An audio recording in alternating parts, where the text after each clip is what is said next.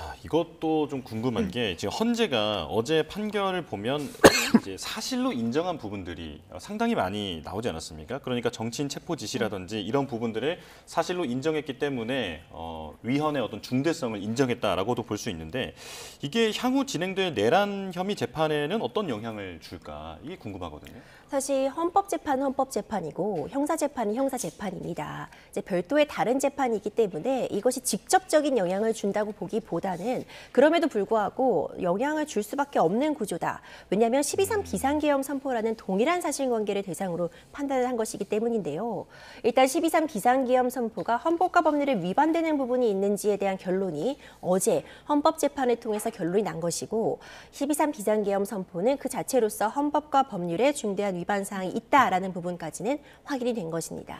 하지만 이것이 형사재판에서 말하는 내란죄, 그러니까 국헌문란의 목적의 폭동이었는가, 이 부분은 이제 형사재판에서 다뤄지는 것인데요. 예. 이것이 국헌문란의 목적을 갖고 있었는지, 폭동이라고 볼 수 있는지 이제 이 부분에 대한 재판이 본격적으로 시작된다 볼 수 있습니다. 예. 하지만 역시 동일한 문제들이 쟁점으로 작용하게 됩니다.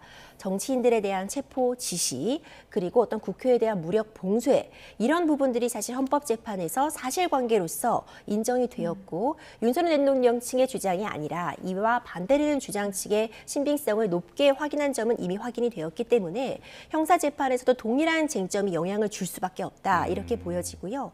반면 좀 다르게 또 진행될 수 있는 측면은 헌법재판은 헌법재판이고 예. 형사재판은 형사재판이다 볼 수 있다는 측면, 그리고 이제 지금 활용이 됐던 그런 이 증거들, 이 조서들과 관련해서 만약 동의하지 않는다면 다시 이 해당 조서의 대상이 증인으로 나와서 이 부분을 증언을 하거나 하는 조치들이 필요한데 예. 만약 다른 증언을 할 가능성, 이런 부분은 변수라고는 볼 수 있겠지만 기본적으로 이 헌법재판을 진행하는 과정에서 이 모든 사실관계에 대해서 윤석열 대통령 측의 주장이 받아들여지지 않은 점은 형사재판에서도 중요한 영향을 줄 수밖에 없습니다. 형사재판 얘기가 나와서 이거 하나만 좀 더 여쭤볼게요. 어쨌든 어제 선고에서 포고령 1호의 위헌 위법성도 헌재에서 분명히 이제 판시를 한 건데 그 포고령 1호를 누가 썼나 이 부분이요. 형사재판에 가서 지금 김용현 전 장관 측과 윤석열 전 대통령 측의 진술이 엇갈리거나 공방을 벌일 가능성은 없습니까?